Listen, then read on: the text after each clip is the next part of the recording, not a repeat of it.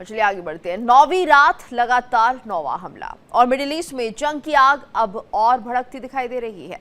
America ने एक बार फिर ईरान पर बड़े पैमाने पर हवाई हमले किए हैं। अमेरिकी सेंट्रल कमांड यानी सेंटकॉम का कहना है कि इन हमलों का मकसद ईरान की उन सैन्य क्षमताओं को कमजोर करना है जिनका इस्तेमाल हॉर्मुज स्ट्रेट से गुजरने वाले कमर्शियल जहाजों और नाविकों को निशाना बनाने में किया जा रहा है। उधर ईरान ने जॉर्डन की दिशा में मिसाइलें दागकर इस टकराव को और खतरनाक बना दिया है। आशंका जताई जा रही है कि संघर्ष अब पूरे पश्चिम एशिया को अपनी चपेट में ले सकता है। और इस बीच अमेरिकी सेना ने इराक में एक और सैनिक की मौत की पुष्टि की है। तो सेना के मुताबिक ईरानी ड्रोन को गिराने के बाद उसे नियंत्रित तरीके से नष्ट करने की कार्रवाई के दौरान यह हादसा हुआ है। साथ ही पहले लापता हुए सैनिक के अवशेष मिलने की भी जानकारी दी गई है, जिनकी पहचान की प्रक्रिया अभी जारी है।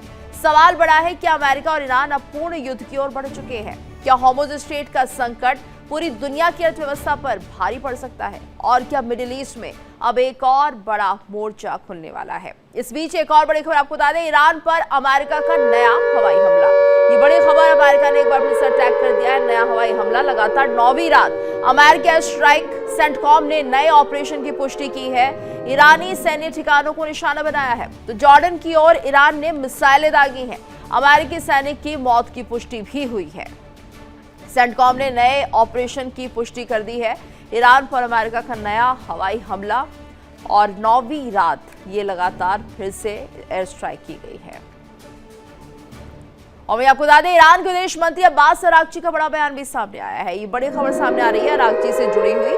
अरागची बोले हैं, मुस्तफा खमेनी को नहीं देखा है, कुछ गिने चुने लोगों ने ही देखा होगा। अरागची की तरफ से बड़ा बयान सामने आ रहा है। ईरान के विदेश मंत्री अब्बास अरागची जिन्होंने कहा है कि मुस्तफा खमेनी को नहीं देखा गया है, कुछ गिने चुने लोगों ने ही देखा होगा। तो यहाँ पर एक तरह से जिस तरह से मुस्तफा खमेनी को लेकर ये बयान बड़ा माना जा रहा है। और यूं किस लिए कहा जा रहा है कि अरागची जिस तरह से कह रहे हैं कि कुछ गिने चुने लोगों ने ही देखा होगा, सुनिए क्या कुछ कहा उन्होंने। من نه هیچ وقت تو این دوره که ندیدم، فکر نمی‌کنم یعنی غیر از اینکه چند نفر معدودی دیده باشن. خب ایشون همیشه به عنوان یکی از کاندیداها مطرح بودن، یکی از افراد حالا نگیم کاندیدا شایسته این پست. तो देखिए लगातार ये चिंता का कारण बना हुआ है कि आखिर हॉर्मुज स्ट्रेट को लेकर भी स्थिति तय नहीं हो पा रही है। इसके अलावा 9वीं रात लगातार अगर अमेरिका की तरफ से हमले हो रहे हैं, आखिर स्थिति क्या बनी हुई है, और इसी को लेकर आज हम चर्चा भी कर रहे हैं। हमारे साथ retired group captain UK Devnath ji जुड़े हुए हैं, साथ ही विदेश मामलों के जानकार डॉक्टर अजिताभ सिंह जी जुड़े हुए हैं, भू राजनीतिक विश्लेषक मनोज कुमार जी भी हमारे साथ बने हुए हैं। आप सभी का बहुत बहुत स्वागत है। तो समझने की कोशिश करते हैं सबसे पहले तो आखिर हालात किस तरफ जाते हुए दिखाई दे रहे हैं, क्योंकि लगातार ये जो हालात है देवनाथ सर गंभीर होते हुए दिख रहे हैं। 9वीं रात एयर स्ट्राइक की है, हमले किए जा रहे हैं, लेकिन इनका कंक्लूजन क्या है? आखिर आगे होगा क्या? क्या कुछ रणनीति बन रही है? क्या ये लंबा युद्ध खिंच सकता है या फिर इसका समापन जल्दी हो जाएगा? किस तरफ बढ़ता हुआ ईरान और अमेरिका का युद्ध दिखाई दे रहा है? जी हाँ गीतू जी, ये युद्ध की विभीषिका तो रोज बढ़ी रही है। हम देख सकते हैं कि अब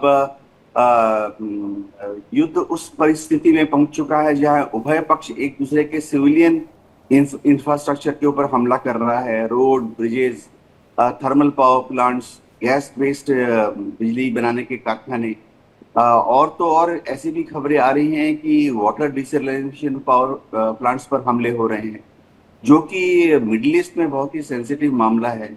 वहाँ तो पॉपुलेशन ग्रोथ पिछले 30 साल में 3 गुना 4 गुना हो गई है, क्योंकि दुनिया भर से लोग जाके वहाँ काम करते हैं। उस मुकाबले वहाँ पर पीने का पानी की असुविधा है ही, सदियों से रही है, रेगिस्तान है, नदियाँ हैं नहीं। जो वाटर डिसैलिनेशन प्लांट लगाए गए थे, इनमें समुद्र से पानी लाकर उसको साफ करके फिर इतने बड़े शहरों को पीने का पानी मुहैया कराया जाता था। यानी अब सीरियस डैमेज पहुंचाने की कोशिश हो रही है। ऐसे में कोई इंडिकेशन ऐसे भी नहीं आ रहे हैं कि अमेरिका और क्या करेगा, क्या और बॉम्ब गिराएगा। कुछ सरसरी पश्चिमी एडवाइजर्स तो ऐसे भी बोल रहे हैं कि समय आ गया है अमेरिका को अभी ईरान के ऊपर वेपन्स ऑफ मास डिस्ट्रक्शन का इस्तेमाल करना चाहिए, न्यूक्लियर बॉम्ब का इस्तेमाल करना चाहिए। कुछ CIA और मोसाद के जो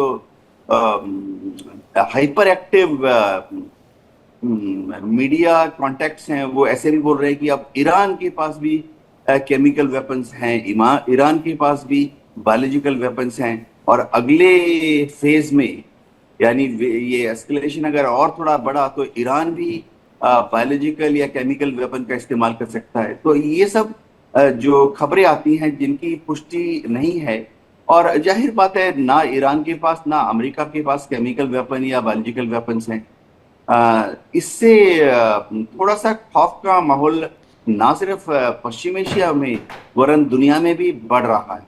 जी बिल्कुल। और ऐसे में अब ये जो टेंशन बनी हुई है डॉक्टर अजिताभ, कहीं ना कहीं अब इस टेंशन को रोका कैसे जाएगा?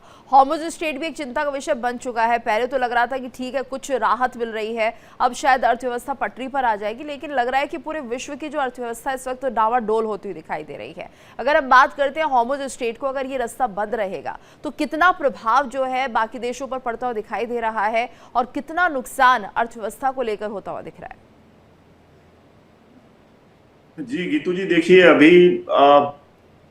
युद्ध थमने के आसार तो नहीं दिख रहे हैं। जो खबरें अभी आ रही हैं कि एक तरफ राष्ट्रपति ट्रम्प ने खुद कहा है कि वो और बढ़ाएंगे, और चूंकि वहां पे अमेरिका के कह लीजिए बॉडी बैगेज जो हैं वो बढ़ रहे हैं, खबरें आ रही हैं कि ये 2 और कैजुअलिटी हुई है, इराक में एक कैजुअलिटी हुई है, एक मिसिंग जो सोल्जर्स था वहां पे जॉर्डन में शायद उसके कुछ रिमेन्स मिले हैं जिसकी चेकिंग की जा रही है। तो ऐसे में अमेरिका के अंदर बौखलाहट बढ़ेगी। निश्चित रूप से अमेरिका के अंदर वहां के लोग नहीं चाहते इस युद्ध को, और राष्ट्रपति ट्रम्प पे ये प्रेशर तो बहुत ज्यादा है, और खास करके चुनाव जो सर पे मंडरा रहा है तो उसमें वो प्रेशर तो है, लेकिन फिर भी राष्ट्रपति ट्रम्प अभी मानने को तैयार नहीं है। खबरें आ रही हैं कि उन्होंने शायद यूरोप से फाइटर जेट्स को मिडिल ईस्ट भेजने की तैयारी शुरू कर दी है। दूसरी तरफ एक्सियोस की रिपोर्ट ये भी आ रही है कि इजराइल को कहा गया है कि रेडी रहने के लिए, और इजराइल के 2 एयरपोर्ट पर जो बेन गुरियन एयरपोर्ट है वहां पे लगभग 30 जो रिफ्यूलिंग प्लेन है वो ऑलरेडी तैयार हैं। उसके अलावा उसका रेमन एयरपोर्ट एक दक्षिणी एरिया में है, वहां भी लगभग 30 ऐसे ही रिफ्यूलिंग जो प्लेन है वो तैयार हैं, और भी रसद और हथियार इजराइल को भेजे जा रहे हैं। तो आप देखिए एक तरह से चारों तरफ से ईरान को फिर से घेरने की तैयारी है, और ऑब्वियसली हॉर्मुज तो पहला इनका है ही कि हॉर्मुज को जल्दी से जल्दी छुड़ाया जाए, क्योंकि जो आपने वर्ल्ड इकोनॉमी की बात की तो यस, अर्थव्यवस्था तो पूरी तरह से हॉर्मुज की वजह से जो ऊर्जा संकट है उससे बहुत ज्यादा प्रभावित है, और तेल के दाम देखिए बढ़ ही रहे हैं। आज फिर से ये खबरें आई है कि 3% और बढ़ गया, मतलब $90 अभी ब्रेंट क्रूज जो है कच्चा तेल वो चला गया है। तो इससे तो दुनिया की इकोनॉमी पे फिर से और ज्यादा असर होगा। दूसरी तरफ आप देख लीजिए कि जो फर्टिलाइजर है, अब कृषि का किसानों के लिए फर्टिलाइजर की जरूरत है, और लगभग 50% फर्टिलाइजर गल्फ के देशों से आता है।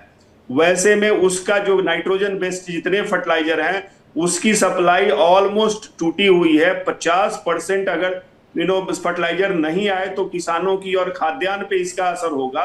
तो ये तो महंगाई बढ़ाएगी ही बढ़ाएगी, खाद्यान्न संकट से भूखमरी भी बढ़ सकते हैं, और इस तरह की रिपोर्ट आई है यूनाइटेड नेशंस फूड प्रोग्राम की, इससे और ज्यादा लोग 3-4 करोड़ लोग भूखमरी के शिकार होंगे।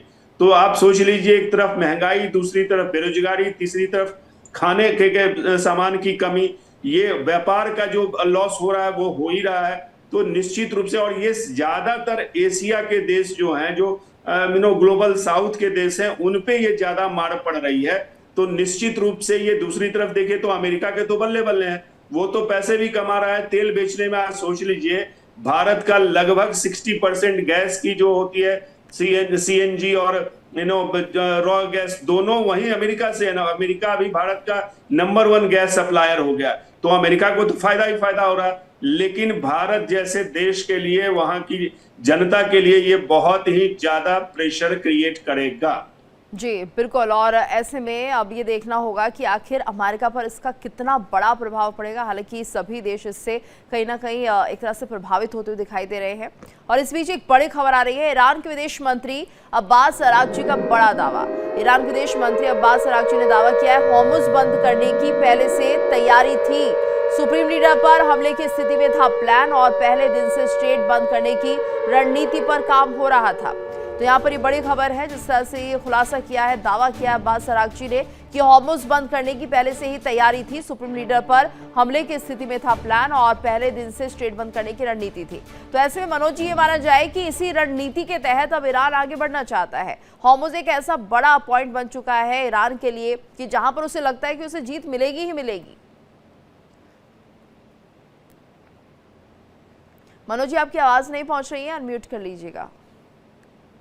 ऐसा लग रहा है कि स्ट्रेट ऑफ हॉर्मुज़ को बंद करना अब ईरान के लिए जो है बहुत पहले से ही प्लान था। पिछले 40-50 साल से ये इस बात जरूर सोच रहा होगा कि इसको एक मौका देख रहा था कि वो एक वैसा मौका आ जाए जिससे जो है स्ट्रेट ऑफ हॉर्मुज़ को बंद किया जाए या फिर उसको एक रिस्ट्रिक्शन किया जाए, वहाँ पे टोल फ्री किया जाए, क्योंकि इकोनॉमी इससे जो है ईरान का ज़रूर आगे बढ़ेगा।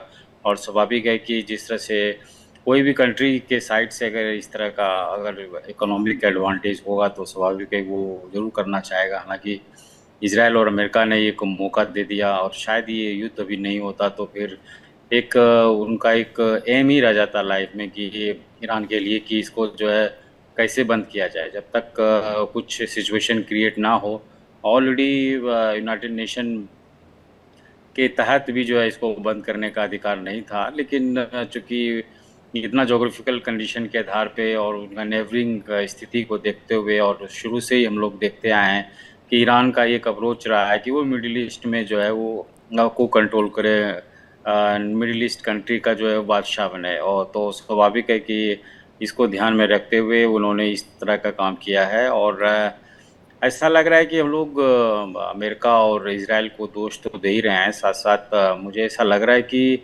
मिडिल ईस्ट कंट्रीज़ को भी उतना ही दोष देना चाहिए, क्योंकि मिडिल ईस्ट कंट्रीज़ अगर यूनाइटेड होता है या जिस तरह से एक्शन अमेरिका द्वारा लिया जाता है, अगर मिडिल ईस्ट कंट्रीज़ यूनाइटेड होके अगर इसको अपोज किया जाए, क्योंकि अमेरिकन बेस तो मिडिल ईस्ट कंट्रीज़ में ही है, तो इस युद्ध को या स्ट्रेट ऑफ हॉर्मुज़ को जो है खोला जा सकता है। या लेकिन ऐसा लग रहा है कि वो मिडिल ईस्ट कंट्रीज़ भी इन्वॉल्व है कि ईरान को जो है और इकोनॉमिकली डैमेज किया जाए, ताकि जो है वो जो है एक बादशाह के रूप में या उस तो मनोज जी, ये माना जाए कि अभी जो बाकी देश हैं, क्या इसमें उनके भी स्वार्थ सिद्ध हो रहे हैं? मिडिल ईस्ट कंट्रीज की बात आप कर रहे हैं, तो यहाँ पर क्या ऐसा लग रहा है ईरान को कमजोर करने की एक रणनीति है और खुद का भी फायदा देखने की एक तरह से सोच यहाँ पर देखी जा रही है?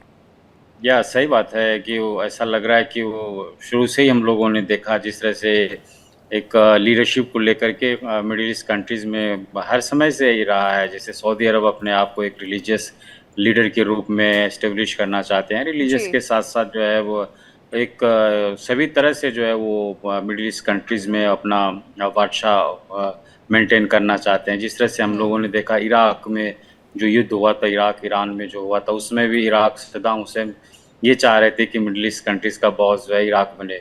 तो ये जो है इस तरह का जो अप्रोच रहा है मिडिल ईस्ट कंट्रीज़ का, वो शुरू से ही रहा है, क्योंकि ऑयल जो है नेचुरल ऑयल उन लोगों को इतना अपार में मिल गया है कि बस प्रॉस्पेरिटी उन लोगों में है, बिना काम किए ही वहाँ के लोगों को दिया जा रहा है, पैसा दिया जा रहा है, इंसेंटिव दिया जा रहा है। तो अब उसके पास एम कुछ बचता नहीं है, सिर्फ यही रहता है कि मिडिल ईस्ट कंट्रीज का जो है वो बॉस बन जाए। तो यानी कि इस सोच के तहत भी अब लग रहा है कि ये जो पूरा युद्ध है वो डाइवर्ट होता हुआ दिखाई दे रहा है। एक बड़ी खबर आ रही है, जंग पर बातचीत को लेकर अरागची का बड़ा खुलासा सामने आ रहा है। जंग पर बातचीत को लेकर अरागची ने खुलासा किया है। बातचीत पर लंबी हुई थी चर्चा, यह अब्बास अरागची का कहना है। बातचीत फिर शुरू करने पर हुआ था मंथन, डिप्लोमेटिक रास्ता खुला रखना चाहते थे, तो दुनिया को दिखाना था कि कूटनीति की कोशिश की गई है ताकि कोई ना कहे कि बातचीत से टल सकता था युद्ध। तो यहाँ पर देखिए अरागची का ये एक और बयान सामने आ रहा है कि यहाँ पर बातचीत पर लंबी चर्चा हुई थी और साथ ही साथ डिप्लोमेटिक रास्ता खुला रखना चाहते थे। दुनिया को दिखाना चाहते थे कि कूटनीति की कोशिश हम कर रहे हैं, की गई है, ताकि कोई ना कह सके कि बातचीत से युद्ध टल सकता था और युद्ध को नहीं टाला गया है। तो यहाँ पर देवनाथ सर देखिए, हर तरह की बातें सामने आ रही है। अरागची भी कह रहे हैं कि ठीक है, हमने बातचीत का रास्ता खोला रखा, लेकिन दोनों ही देशों की तरफ से नियत ऐसी नहीं लग रही थी। जिस तरह से उनके हाव भाव थे, जिस तरह से उनका रिएक्शन था, जिस तरह से वो बातें करते थे और यहाँ पर धमकी दी जाती थी, वहां पर कहीं किसी को भी नहीं लग सकता कि लोग बातचीत करना चाहते होंगे। देखिए, ये राजनीति में कभी कभी इस तरह के बयानबाजियों को दिया जाता है मिस इन्फॉर्मेशन देने के लिए, डिस इन्फॉर्मेशन देने के लिए। दोनों ही पक्ष बातचीत करने के लिए तो सामने आए ही। 1 मार्च के बाद अगर आप देखें तो ओमान में भी बातचीत हुई, जेनेवा में बातचीत हुई, इस्लामाबाद में बातचीत हुई। और 1 मार्च के पहले, मैं जनवरी और फरवरी की बात कर रहा हूँ, अलग अलग जगह पर कम से कम 3 या 4 राउंड्स बातचीत तो हुई। ऐसा नहीं है कि आप जो अरागची जी बोल रहे हैं उनका तात्पर्य अलग तरीके से है। अरागची जो हैं वो जाने जाते हैं क्योंकि बातचीत के लिए ईरान से सामने कौन आ रहा है। आप देखिए, ओमान में कौन आया, जेनेवा में कौन आया, इस्लामाबाद में कौन आया, कतार में कौन गया था पिछले हफ्ते। अरागची ही गए थे। उनके विदेश मंत्री हैं। ईरानियन लीडरशिप में जो पश्चिमी देशों के साथ जो एक्सपोजर है मैक्सिमम उनका ही है। हाँ, ईरान के अंदर बहुत ज्यादा प्रेशर है राष्ट्रपति पेजेश्किन पर या अरागची पर या गालिबॉफ पर कि वो बातचीत ना करें। वो इसका कारण क्या है? क्योंकि ईरान के अंदर जो एक गुट है, गुट भी कह सकते हैं, चाहे वो IRGC का एक छोटा सा गुट हो या उनके नॉर्मल जो एक्सट्रीम धार्मिक कट्टरवादी छोटा सा गुट है, वह चाहते हैं कि अमेरिका से बातचीत ना की जाए। ये छोटा सा ग्रुप जो है बहुत ही वोकल है, अक्सर सड़कों पे आ जाते हैं। इस छोटे से ग्रुप ने तो राष्ट्रपति पेजेश्किन के घर के बाहर, अरागची के घर के बाहर भी प्रदर्शन किए हैं कि बातचीत ना किए जाए। तो अरागची को जब वो इस तरह का बयान देते हैं, उन्हें उभय पक्ष को बैलेंस रखना पड़ता है। अपनी जो डोमेस्टिक लोग हैं, कई बार तो पेजेश्किन, अरागची, यहाँ तो उनके जो स्पीकर हैं गालिबॉफ पे भी आरोप लगाए जाते हैं कि वो पश्चिमी एजेंट हैं। क्योंकि ईरान, हर देश में ऐसा होता है, हर देश में जो नरमपंथी होते हैं उनको जो गरम दल है वो दगाबाज, धोखेबाज, विदेशियों का एजेंट ऐसा कहते हैं। ये ना सिर्फ ईरान की बात है, दुनिया के सभी देशों में ऐसा होता है। तो उनका जरा काउंटर बैलेंस करने वाला स्टेटमेंट है। अपनी जो ईरान के अंदर जो विरोधी पक्ष है, विरोधी पक्ष मतलब ये कहते हैं ना कि खलबली पैदा करने वाले जो बहुत छोटा सा गुट है लेकिन वोकल है, ये लोग टीवी पे आ जाते हैं, ईरान के लोग ईरान के अखबार में छाप देते हैं, झंडे लेकर राष्ट्रपति पेजेश्किन को दगाबाज बोलना शुरू कर देते हैं।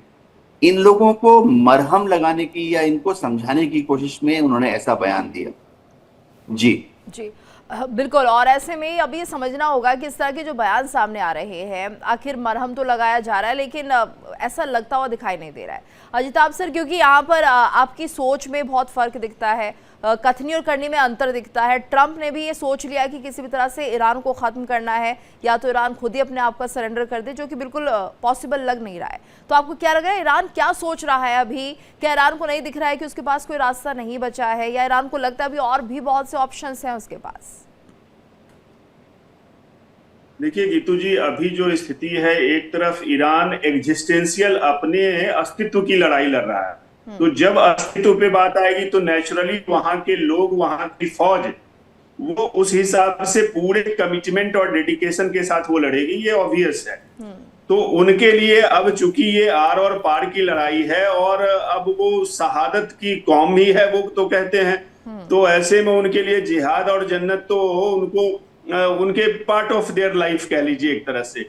दूसरी तरफ राष्ट्रपति ट्रम्प जहन्नुम की बात करते हैं, तो यहाँ पे एक तो आइडियोलॉजिकल जो कमिटमेंट है निश्चित रूप से ईरान में ज्यादा है और लड़ाई के प्रति वो ज्यादा कमिटेड दिखते हैं बनिस्बत की अमेरिका और इजराइल, जो अपनी एक पॉलिसी अपने सिद्धांत के तहत या कह लीजिए अपने जिद को भी कह लीजिए उसके तहत वो लड़ रहे हैं। उस पर आपका रिएक्शन लेंगे। एक बड़ी खबर अपने दर्शकों को बता दें, जॉर्डन के अकाबा एयरपोर्ट के पास धमाके की खबर। ये बड़ी खबर आ रही है जॉर्डन के अकाबा से, जहां पर अकाबा एयरपोर्ट के पास धमाका हुआ है। अकाबा एयरपोर्ट के पास धुआं दिखाई दिया है, तो सीमा पार से कैद हुआ धुएं का दृश्य है। तनाव के बीच अकाबा में हलचल तेज हो गई है।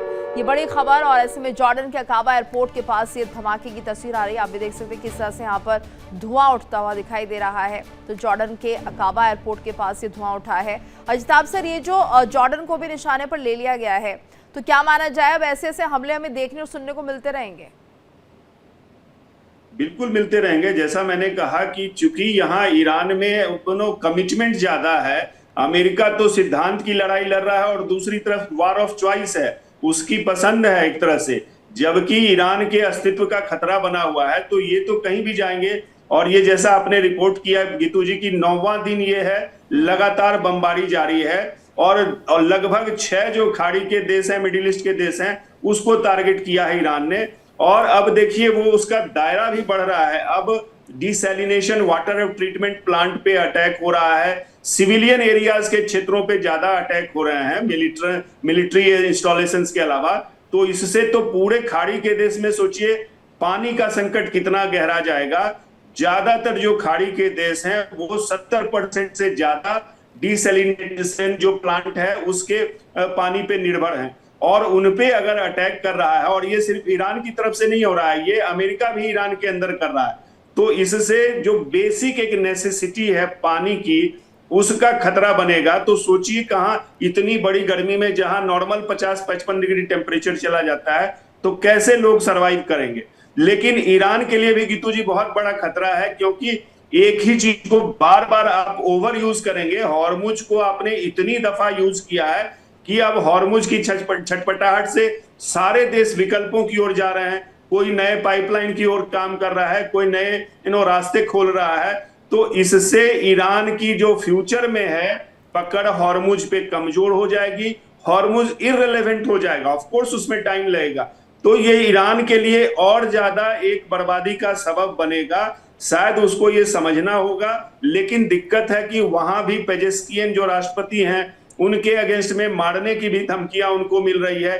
तो एक जो पॉलिटिकल लीडरशिप है, जो नरम दल है, उनपे खतरा भी है, उनको वो आजादी भी नहीं है। IRGC के जो कट्टरवादी लोग हैं वो ज्यादा हावी हैं। तो ईरान के अंदर टूटने का भी खतरा है, क्योंकि जिस तरह के आर्थिक हालात हैं ऐसे में तो वहां लोग जो कहने को 4.5 करोड़ लोग जनाजे की रस्म में शामिल हुए, एक राष्ट्रवाद की लहर दौड़ी, लेकिन वो कब तक होगा अगर उनके अन्न नहीं मिलेगा खाने जी, क्योंकि यहाँ पर जो हालात है बहुत बदतर होते जा रहे हैं। आपने बिल्कुल सही कहा अजिताभ सर, और ऐसे में अब यहाँ पर ईरान के जो लोग हैं वो सड़कों पर आएंगे, विरोध करेंगे, और हो भी रहा होगा क्योंकि अभी इंटरनेट सेवाएं वहां पर बंद है, इसलिए दिख कुछ नहीं पा रहा है विश्व को। धन्यवाद करना चाहेंगे आप सभी का हमारे साथ इस चर्चा में जुड़ने के लिए। और बड़ी खबर, मिडिल ईस्ट तनाव के बीच अमेरिकी शक्ति प्रदर्शन। मिडिल ईस्ट तनाव के बीच अमेरिका का शक्ति प्रदर्शन, अरब सागर में बढ़ गई है अमेरिकी सैन्य मौजूदगी। अरब सागर में USS बॉक्सर पर high alert, F-35B stealth fighter jets उड़ान के लिए तैयार। सेंटकॉम ने साझा की ऑपरेशनल तस्वीरें। USS बॉक्सर पर तेज हुई युद्ध की तैयारियां, 11वीं मरीन एक्सपेडिशनरी यूनिट तैनात की गई है। तो अरब सागर में USS बॉक्सर की तैनाती, F-35B स्टेल्थ फाइटर जेट्स उड़ान के लिए तैयार। ऐसे में सेंटकॉम ने ये ऑपरेशनल तस्वीरें साझा कर दी है। तो मिडिल ईस्ट तनाव के बीच अमेरिकी शक्ति प्रदर्शन दिखाई दे रहा है। अरब सागर में अमेरिकी सैन्य मौजूदगी बढ़ गई है। अरब सागर में USS बॉक्सर पर हाई अलर्ट, तो F-35B स्टेल्थ फाइटर जेट्स उड़ान के लिए तैयार।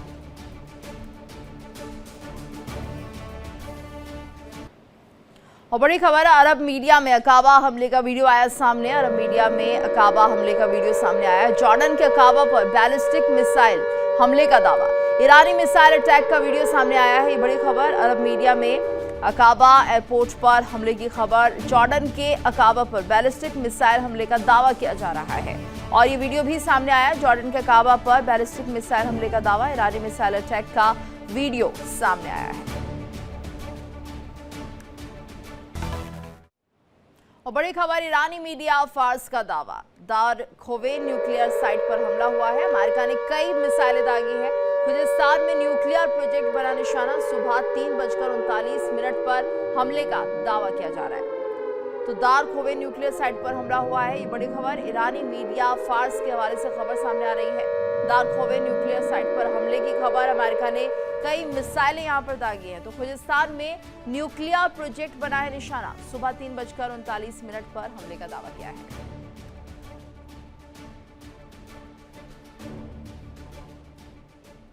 और इसी के साथ इस बुलेटिन में फिलहाल इतना ही। वक्त चला एक ब्रेक का। देखिए इंडिया डेली 24/7 अब आपके स्मार्ट टीवी पर। इंडिया डेली मौजूद है सभी डिजिटल प्लेटफॉर्म पर लाइव और लगातार। इंडिया डेली 24/7 हर दिन राष्ट्र को समर्पित।